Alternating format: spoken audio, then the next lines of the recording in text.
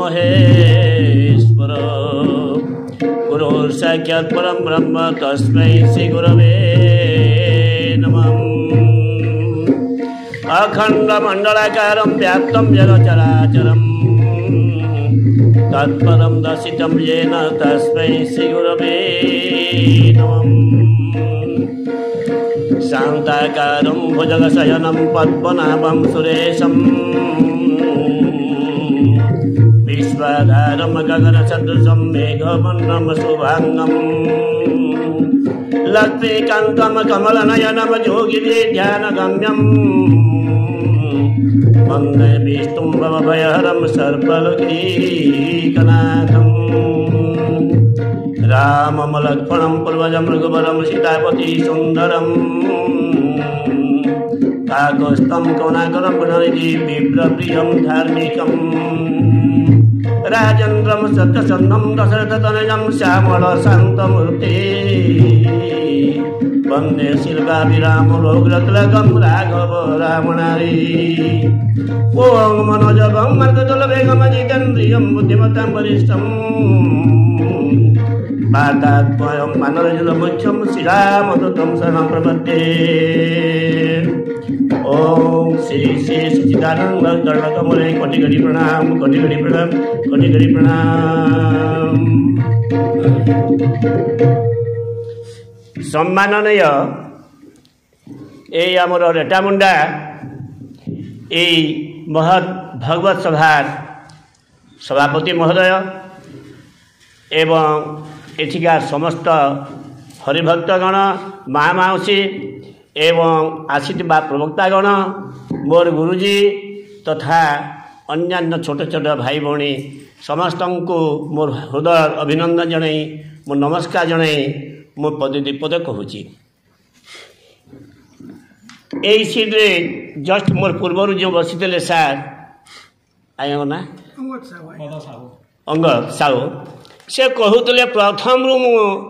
यही गाँव ये ब्यासटे बसबार समय प्रथम रु बसी कहते मुझे घोषणा करुँची एमती माइक आगे बसी यही सीट्रे बसिकी पांच लोक कहबार कथाटा यही रेठा मुना मत पहला शिखई मु आसुनी केवे अनेक दिन धरी मु आसुनी जदि भी मोर प्रिय छात्र फगुनी बाबू या पाख स्कूल रे सतलमार हेडमास्टर थिले से कहते कहते सार आम गाँव को दिन जाती कौन करुच भगवत सेवा चलती से जहाँ भी हो अनेक दिन कहला संतोष भाई कहला दिन जाऊँ आसिलु से दिन दीपद कहवाई कहले मुझे संकोच कर दीपद शुणेली पुणी बारंबार आसवाइब कले वर्ष वर्ष है आसूची केमी अन्य असुविधा सुविधा थोड़े दुई थर आस भी पारि ना से जहाँ भी हो एणु तेणु कहवा ना बोली आम कहूँ किंतु कही हो जाऊे कौन करवा जहाँ भी हो प्रकृत में एमती गोटे जिनिस भागवतटा जदि भी मो भागवत सभा को जाए कहवा दरकार बोले कहे किंतु भागवत पति धरी मु कहूँ मुझे घरे भागवत उल्टे उल्टे किसी अभ्यास करूना कि पढ़ू ना कि किसी शुणु जहाँ शुणुची आज्ञा जहाँ कहले से मोर पक्षर अक्षरे अक्षरे सत्य जहाँ कहूँ ताहा देखुची मु कौन भावे कि सारे आम स्कूल रे शिक्षक नहांती धरंतु मु उदाहरण दूसरी आम स्कूल शिक्षक नहांती श्लोक पढ़ार जो कड़ा कड़ाटा से आज आसी ना किंतु से आज एजेंडार अच्छी श्लोक पढ़ेबे तापर आमको साहित्य बहिर आमको गोटे पाठ पढ़ेले गद्य टे कड़ा गद्य से मुझे पढ़ी पारूना ए कहीं तुम पढ़ुना हाँ सार आसी ना जा कौन करवा मजा करवा अरे सार जदि आसी ना तुम्हें 25 कला पढ़ी जानूछ कि नाई जानूछ तार सार जदि ना संगटा सियाड़े हेले जाऊ 25 कला मुखस्त करू था अरे तुमको से गीतटा तो पढ़े आगर गीतटा ताकड़ मुखस्त कर छोट बड़ कविता पढ़े मुखस्त कर प्रश्न तो मुखस्त कर अरे सार आसिले नुआ पढ़े तुम जहाँ जानी मुखस्त करूना ठीक से ही परी माँ माने मोर गुरुजन माने जेतिकी ज्ञान आम हृदय मध्य न्यस्त अच्छी ताहा पालन करुछु कि जोटा आज्ञा मैंने कहली केते गहन कथा आज्ञा को मन पकाउछि भागवत भागवत तो बुझेला बेलू केते कठिन कथा समस्ते बुझी पारिबा नहीं बहुत भल भाव शुणिले जाको बुझीबी आउर केते गहन कथा आमर गोविंद बाबू कहले अभ्यास करूथब नित्य सबुदिन अध्याय गाउथब कहूना अभ्यास करूथब नित्य आचरण ए सब कथा कहले निजर उच्चारण आचरण कथा सब कहती सत कथा समस्त वक्ता कहती आम जहाँ कहूँ ताहा करूँ कि अर्थात जदि आम तत्व कथा सबकि आम जानी ना कौन है जहाँ जानीचु ताहा करूचे कि जदि न जाणिकी किसी भूल भाल हो कि परवाए नहीं कौन जानी से सबरी रामायण केते बहुत शिक्षा दे कौन जानी था सबरी जो मंत्र भी किए शिखाई देते जदि से कहू मुनि शिखई कौन शिखई जंगल कौन किए से युवती बयस धैर्य कही तो धैर्य हरा हेबू नहीं तू धैर्य हरा हेबू नहीं जिते बेले रामचंद्र को भेटबू से धैर्य शब्द ता मुंड को किमिति स्पर्श करथिला जे तार से युवती बयसर से चिकनिया चिकिना शरीर लोलुप हो गलानी बुढ़ा बुढ़ी गलानी इमिति भाव चलिलानी अथच मन रे धैर्य अच्छी जिते बेले रामचंद्र आसबे आसिले कि तर तर जिते फल गुड़ाए खाइबा देला से कौन भावुला मुझे गईठा दौची बोलिकी भावु नथिला श्रेष्ठ फल दौची सुंदर फल दौची मु चाखी ना एटा अन्य के चाखी हे तो भूल था से काले मत ठकी देव कि मुझे मत ठकी मु चाखी सब खाई भगवान खाई अर्थात भक्ति रे विभोल भगवान बोले आम बुझिले आम केते भक्ति करूँ से सबरी पाखक जदि भी न जाई पारिले अंतत आम जहाँ बुझीचु ताहा करि सारिचु कि अर्थात जेते गीता भागवत सबू तो अच्छी सबुठार आम देखी आसू मुझे गीता भागवत को जाऊनी मुझे जहाँ अनुभव करुँची ताहा ही केवल कहबी ये माने आज्ञा माने हेले आम गोविंद बाबू भलिया जिते वक्ता अच्छा मैंने समस्त सर्टिफिकेट बिहान ये बिहान को से क्षेत्र में बुणीदे से बिहान जदि आटरे पड़ो बिहान केवे गजा देव नहीं अर्थात आम हृदय है गोटे गोटे क्षेत्र ये क्षेत्र को आम उर्वर करें से गोविंद बाबू सर्टिफिकेट बिहान कम दब नहले सब जाक गजा भी हम नहीं तेणुक आज्ञा मैंने यही आम भग्न बाबू लिखुं कि सुंदर सुंदर बही आम भागवत को तत्व को किमिति घांटी चकटी दौरान आमको कि ताकू जदि आम भितर को उतरस्थ न कर पकईला ताहले आम काम कौन देव प्रत्येक कथा देख आमर मनीष जन्म है शूल संग्राम कर चले कौन संग्राम छोट छुआ ଯେତେବେଳେ ତାକୁ ଭୋକ ହେବ କାନ୍ଦିବ, ପରିସ୍ରା ହେଇଗଲା ଦେହ ଓଦା ଲାଗିଲା କାନ୍ଦିବ, ସେ ତାର ଭଗବାନ ଯିଏ ଭଗବାନ ମା ବାପା ସେତେବେଳର ଭଗବାନ ତାକୁ ଆସି ସେବା ଦେବେ, ତାପରେ ସେ ଖେଳିବ, କାହାକୁ ଶତ୍ରୁ ବୋଲି ଭାବିବ ନାହିଁ। ଆସ୍ତେ ଆସ୍ତେ ବଡ଼ ହେବ, କିଛି ତାର ଅସୁବିଧା ହେଲେ ସଂଗ୍ରାମ କରିବ, ଅର୍ଥାତ୍ ପ୍ରତିବାଦ କରିବ। ଏମିତି ଆମର ମଣିଷ, ଏବଂ ମଣିଷ ବର୍ତ୍ତମାନ ଗୋଟେ ସାମାଜିକ ପ୍ରାଣୀ। ସମାଜରେ ସମାଜରେ ରହିବାର ଅର୍ଥ ସେଇ ସକାଳୁ ସଂଗ୍ରାମ କରେ, ତା ରାତି ଯେତେବେଳେ ପର୍ଯ୍ୟନ୍ତ ସଂଗ୍ରାମ କରେ ଜୀବନକୁ ସୁଖରେ ରଖିବା ପାଇଁ, ଶାନ୍ତି ପାଇବା ପାଇଁ। କିନ୍ତୁ ଯେତେବେଳେ ଟାୟାର୍ଡ ହେଇଯାଏ ସାମାଜିକ ପ୍ରାଣୀ ହିସାବରେ ତା ପରିବାରକୁ ଫେରେ, ପରିବାରରେ ସେ ବିଶ୍ରାମ ନିଏ। ସେଇ ପରିବାରରେ ବିଶ୍ରାମ ନେଲା ବେଳେ ଯଦି ସାରା ରାତି ତାକୁ ଯଦି ଅଶାନ୍ତିରେ ଝାମେଲା ହେବାକୁ ପଡ଼ିବ, ସ୍ତ୍ରୀ ସାଙ୍ଗରେ, ପୁଅ ସହିତ ଯଦି ଟେନସନ୍ ହେବାକୁ ପଡ଼ିବ, ବାପ ସହିତ ଝାମେଲା ହେବାକୁ ପଡ଼ିବ, ଏତେ ଦିନ ସବାମ କାମ କଲା, ତାର ପରିବାରକୁ ଆସିଥିଲେ ଶାନ୍ତରେ ଟିକେ ନିଦ ଦେବା କଥା, ସେ ନିଦ ପାଇପାରିଲାନି। ତାହେଲେ ପରିବାରକୁ ଅଶାନ୍ତି ହେଇଗଲେ ଭଗବାନଙ୍କର ସବୁ ଲୀଳା ଖେଳା ଚୁରମାର ହେଇଯିବ ନା। ତେଣୁକରି ଏଇ ମଣିଷକୁ ସେ ଗୋଟେ ବିବେକ ବୋଲି ଜିନିଷ ଦେଲେ, ଏଇ ମଣିଷକୁ ବିବେକ ବୋଲି ଜିନିଷ ଦେଲେ। ଆରେ ବିବେକ ବାଲା, ତୁ ତୋର ହୃଦୟରେ ଯୋଉଟା ଭୁଲ କି ଅଭଲ, ଭୁଲ କି ଭଲ, ଏମିତି ଦୋଦୁଲ୍ୟମାନ ଅବସ୍ଥା ପଡ଼ିଲେ ତୁ ନିଶ୍ଚୟ ତୋର ବିବେକ ଗୋଟେ ପରାମର୍ଶ ଦେବ, ଯୋଉଟା ଠିକ୍ ସେଇଟା କହିବ, ତୁ ସେଇଟା କହିବୁ। ବିବେକ ତ ସମସ୍ତେ ପାଇଛୁ, ଏ ପର୍ଯ୍ୟନ୍ତ ଯିଏ ବି ଯାହା ଭୁଲ କରିଛୁ ନିଶ୍ଚିତ ଭାବରେ ଆମର ବିବେକ ତାହାକୁ ଏଇଟା ଠିକ୍ ନୁହେଁ ବୋଲି ବୁଝିପାରିଛି। କିନ୍ତୁ ଆମର ମନର ଜିଦରେ କରୁଛୁ। ଆମକୁ ଦୁଇଟା ଜିନିଷ ଦିଆଯିବ, ମନ ଏବଂ ବିବେକ। ବିବେକକୁ ଯେ ଟାଣୁଆ କରିପାରିବା, ବିବେକ ମନକୁ ଟାଣି ଆଣିବ। ଏ ମନ, ତୁ ଏମିତି ଭୁଲ କାହିଁ କହୁଛୁ ରେ, ଚୋରି କରିବା ପାଇଁ କାହିଁ ଚାହୁଁଛୁ, ମନ କାହିଁ, ଲୋକମାନେ କ'ଣ କହିବେ, ବିବେକ ଟାଣି ଆଣିବ। କିନ୍ତୁ ମନ ଯଦି କହିଲା କନ୍ଦମୂଳ ବିବେକ ହେଇଛି, କ'ଣ ହେଇଗଲା କିଏ ଜାଣୁଛି। ମନ ଯଦି ବଳବାନ ହେଇଗଲା ବିବେକ କାମ କରିବ ନାହିଁ। ତେଣୁ ଆମେ ବିବେକ ସବୁବେଳେ ଠିକ୍ ରଖିବାକୁ ପଡ଼ିବ। ତ ଏବେ ଆମେ ଯେଉଁ ଭାଗବତ ପୋଥି ପଢ଼ୁଛୁ ବା ଜ୍ଞାନ ଆହରଣ କରୁଛୁ, ଆମର ପ୍ରଥମ ହେଲା ଘର ହେଲା ଗୋଟିଏ ପରିବାର, ପରସ୍ପର ସ୍ନେହ ଯାଇ ଥାଏ ନିରନ୍ତର, ବୈକୁଣ୍ଠ ସମାନ ଅଟେ ସେହି ଘର। ଏଇଟା ପଢ଼ିଦେବା। ଗୀତା ଭାଗବତରେ ଅର୍ଜୁନ କେତେ ବୁଝେଇଲେ କେମିତି ଭାବରେ ଯେ ସଂସାର ମୋହଟା କ'ଣ, ମୋହକୁ ଛିନ୍ନ ନ କଲେ କ'ଣ ହୁଏ,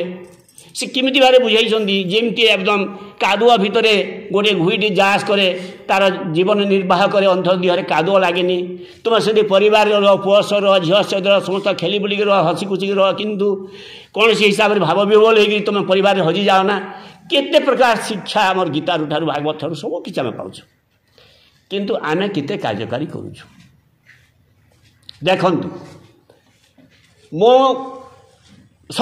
ଏଠି ଯେହେତୁ ଅଛି ନିଶ୍ଚୟ ସତ କଥାରେ, ମୁଁ କେବେ କେଉଁଠି ଥିବେ ମିଛ କହେନି, କିନ୍ତୁ ସତ କଥାରେ କହୁଛି। ଜଣେ ସାଧୁ ସେ ବହୁତ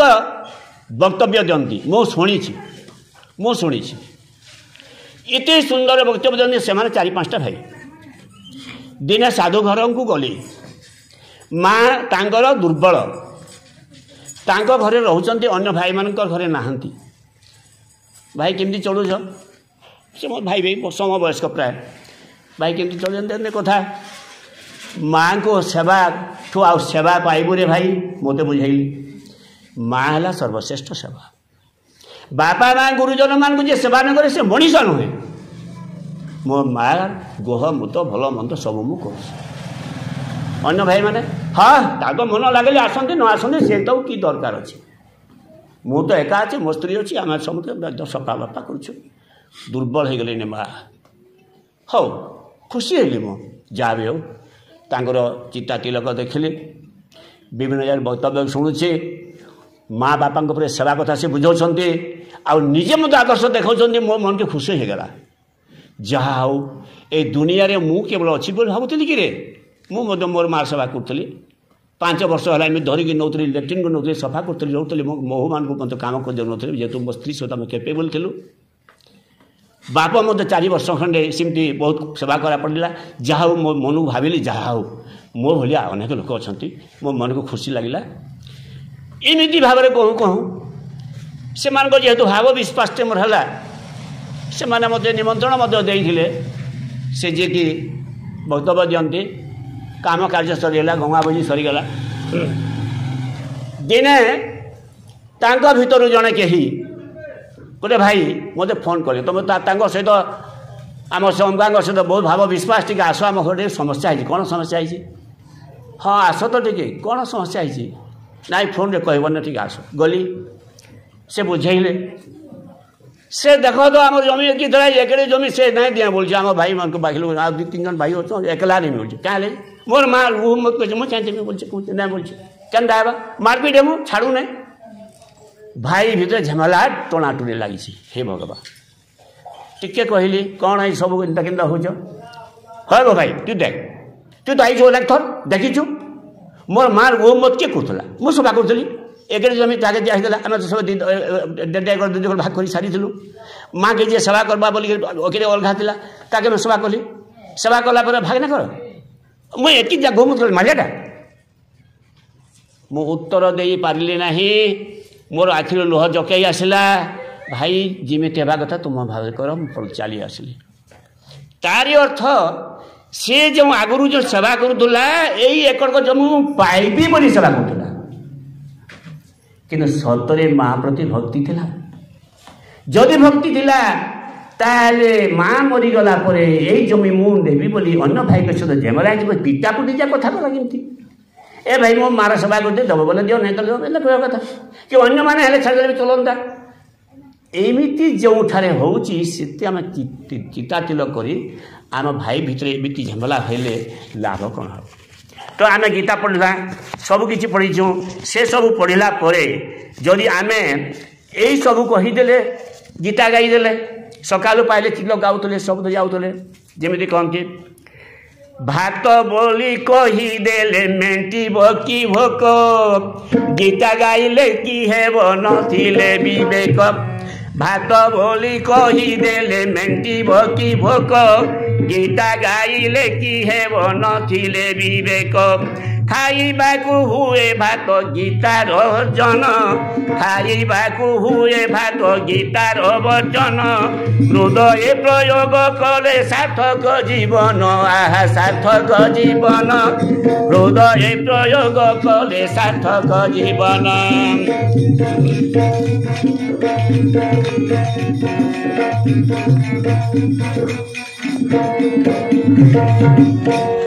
तो आम गीता गाइले लोक बुझाइले भाव प्रवण होती आमर से भरत कथा बुझाइली रामचंद्र कथा बुझाइली सीता कथा बुझाइली आम घर को गला बेले को भाई भद्रे झमेला लगी जो राम कथा बुझेला बेले को पेंडु भली राज्यटा को से कहते बोली भाव प्रवण हो जाइली श्रोता मैंने ताड़ी देकर आज्ञाकर भाव प्रवणता को देखुले अथच घर जाकर जदि मो भाई सहित झमेला होती मोर वक्तव्य लाभ कौन तेणुक आज्ञा मैंने माँ मैंने आम माँ मौसी मानू आम निज घरे तो समस्त शाशु शशुर अच्छा आम जो मैंने जहाँ करूँ से कथा छाड़ी दिंतु मो आपण मान अनुरोध करुच्ची अंततः जो मैंने एमती सत्संग को आसुचु आमको कहीं दोषारोप न करू जे अरे तू सत्संग जाऊलु परा तो माँ एत अवस्था भोगुची गाली दौचु तो बापा एमती कथा कहला बेलू ता झमेला होचु एमती आमको कहीं दोषारोप जमी न करते जो महाराज मैंने आम आसछन्ति साधु मैंने आसछन्ति ए साधु मान पाखर आम सुंदर सुंदर कथा शुणा मुझे साधु मान भाया किसी कहबी ना कि गाँ गहल यही जो असुविधा घटुची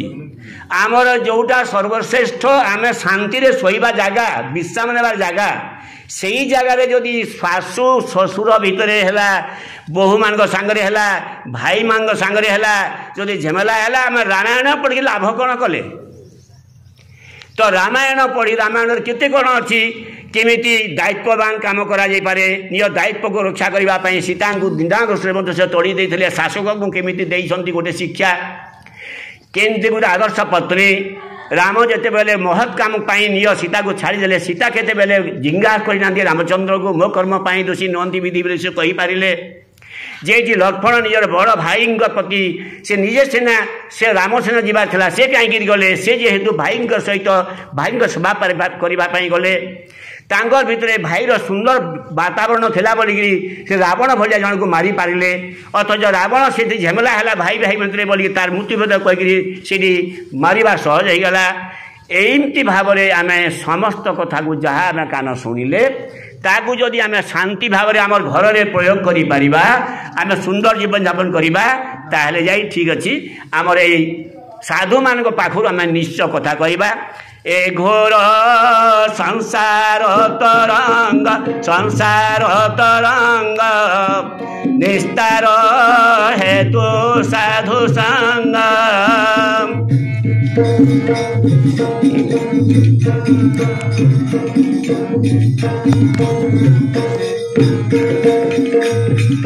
संथ संगर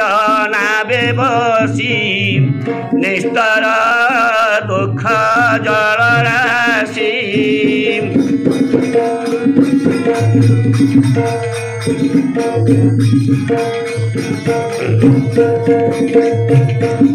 बोले भगवत स्वामी की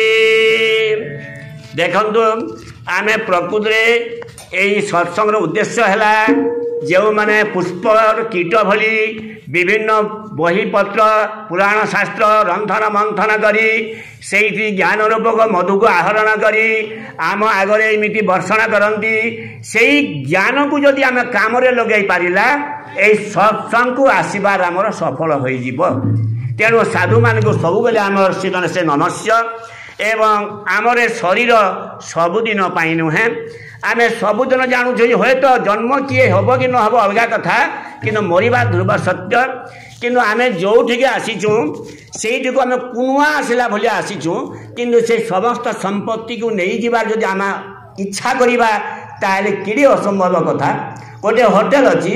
होटेल को गले से कहले भाई तुम होटेल केते बड़ पाई आसीबो से निर्धारण करदे 2 दिन दिनक से खाइबा पीबार बंदोबस्त सब करा से सीसीटीवी खोजा केते बेले जीवे केते बेले आसीबे सब करा किंतु गला बेले देखला अनेक जिनिस से निजे नेबा पे चेष्टा करुच्ची किंतु गेटे धरा पड़ ठीक से हीपरी आम शरीर को धरिक आईचु आमर मन को खुशी करने बंचापी आमको किसी दि जाइए नाती देले नातुणी देले पुओ देले बहु देले धन संपत्ति देले घर द्वार देले फलमूल खाइबा पीवा सब व्यवस्था करदे केते दिन से भगवान जानती ताकर समय होगले आमको जीवाकू हेब किंतु आम नेबा पुणी किमिति भाव नहीं तो पारिबा नहीं अनित्य असत्य शरीर अंतेल भई तम घोर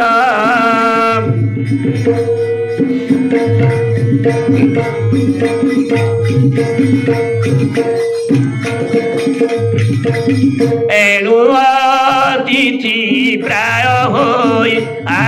प्राय होई मोर भक्त गृहे धाई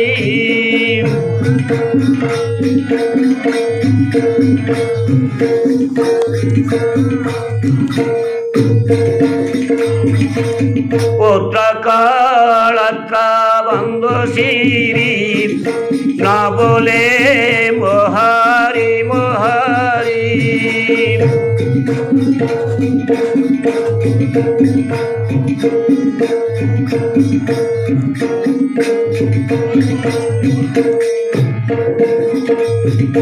दैव माया ए संसार एणे जे करे अहंकार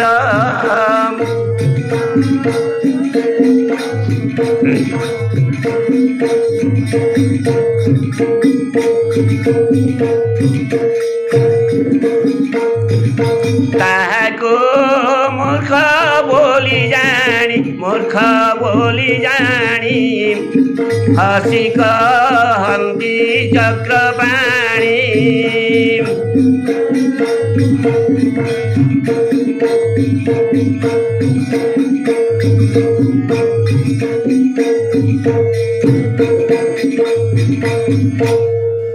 देखो आज्ञा जो माने प्रकृति आमर परिवार रे अच्छु आम सब बेले याद रखा कथा जे आमर चलवाई मन को खुशी करने आम शांति सब बेले खोजुछू से शांति खोजा मध्यम रे आम जो अन्याय करने जाऊँ से आम गोटे विवेक देते भगवान आम विवेकानुमोदित जदि सब बेले निजर परिवार को नेउ छाड़ुछू आमर किसी भी असुविधा हेब ना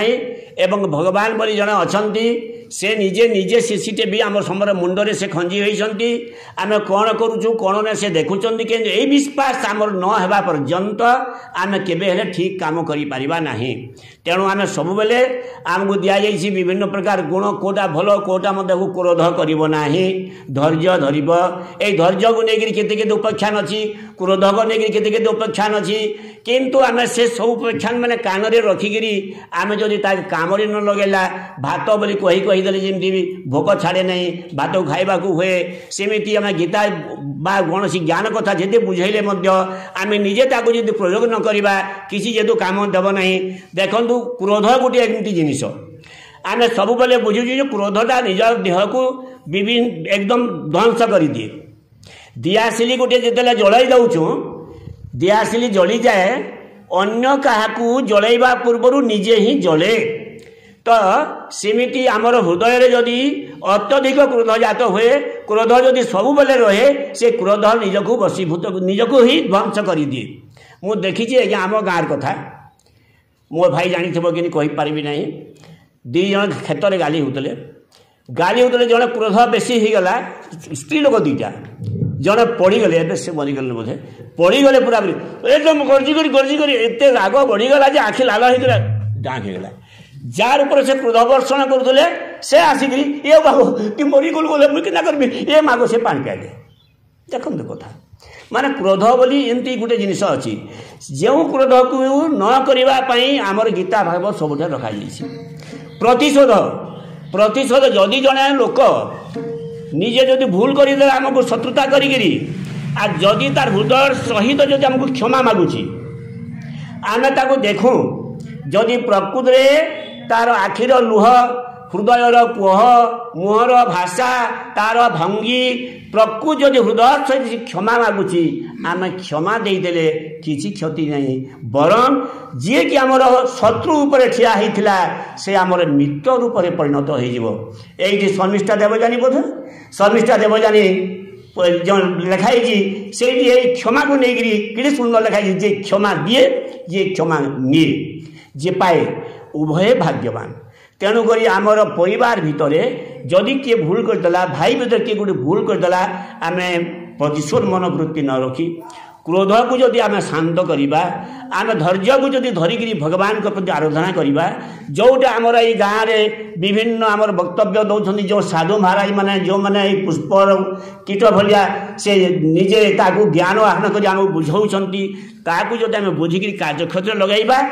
ताहले आम समस्ते धन्य हो मु आ लंबा कहबी नहीं मु जो आज्ञाकर कथा बहुत शुणिबी बोली भावुली मु बिल्कुल ऊपर को आसबे को चाहू नथिली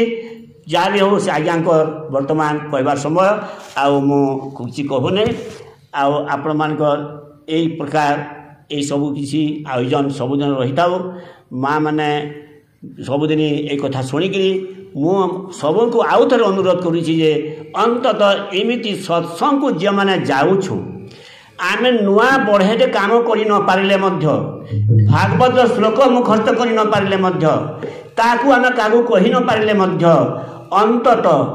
बापा माँ प्रति भक्ति निजर गुरुजन मान प्रति भक्ति शांत शिष्ट भाव मीठा कथा कह मधुर वचन बोले आम गाईदेला ये एवं आम जदि टिके कथार आगे जन रुक्ष वचन कहूँ आमर ये शुणिक लाभ कौन है चौर्य मनोभाव चोरी कामटा ठीक न कहूँ अथच आम चोरी काम कला ये ईर्षा परायण न भाग अहं भाव न रखा कथा बुझेचु ये अहं भाव को लेकर ही रावण किमिति ध्वंस पाइला दुर्योधन किमिति ध्वंस पाइला केते कथा बुझेचु अथच आम से गुणटा को आम निजे जदि भल गुण को आहरण कर ठीक हम ना तेणु माँ माँ से समस्त को आउ थे मुझे नमस्कार कर रही धन्यवाद।